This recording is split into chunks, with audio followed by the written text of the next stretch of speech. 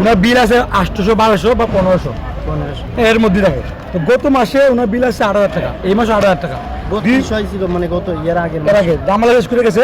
তো 2 মাসে 16,000 টাকা বিল, 16,000 টাকা বিল। এখন এই দেশে কি এটা মগের মূল্য? এই যে পল্লী বিদ্যুৎ মানুষ, পল্লী বিদ্যুতের যে কর্মকর্তা কর্মচারী আছে, এরা কি পাইছে? আমাদেরকে গরু ছাগল পাইছে?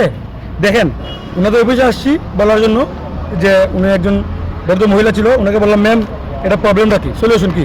উনি বললো এটাকে পেমেন্ট করতাম 16,000 টাকা আগে আমি পেমেন্ট করতাম, তারপর অভিযোগ জানাইতাম মিটার চেঞ্জ বা ওনার লোক যাবে। তো 16,000 আমি কেন পেমেন্ট করতাম? আমার যে জায়গায় 1,000 টাকা বিল আসে, 15টা বিল আসে, সেই জায়গায় আমি 1 মাসে 8,000 বিল এসে পড়ছে, আমি কেন 2 মাসে 16,000 পেমেন্ট করতাম? এটা আমার প্রশ্ন, এই দেশের মানুষের কাছে প্রশ্ন। এখানে অনেক ভুক্তভোগী আছে, এটার ভিতরে খুব হট্টগোল হচ্ছে। উনি আছে, উনি আমার চাচা, উনিও আমার গ্রামেরই। ওনার এই যে মিটারে বিল আসছে, কত টাকা বিল আসছে? 1 মাসে 7,000 টাকা, 7,000 টাকা 1 মাসে আসছে। ফ্রিজ মোটর কিছুই নাই। এখন কথা হচ্ছে কি জানেন, ওনারা যে বললো একটা রুলস দেখাইলো যে আপনারা আগে পেমেন্ট করেন, তারপর আপনাদের দেখবো।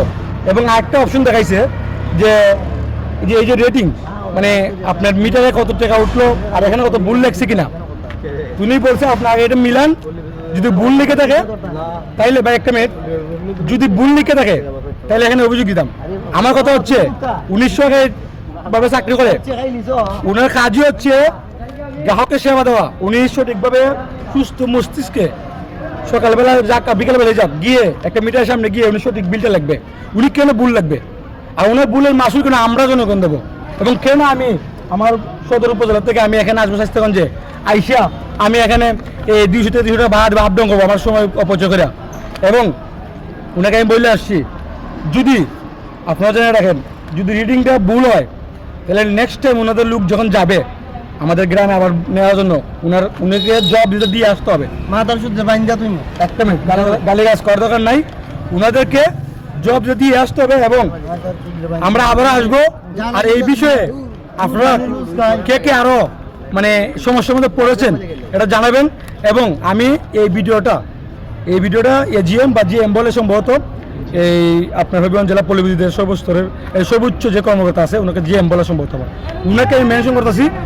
প্রচুর পরিমাণে শেয়ার করে দেন এবং ওনার দৃষ্টি আকর্ষণ করার চেষ্টা করেছি, ভিডিওটা শেয়ার করে দেন। তো আমরাও ভুক্তভোগী।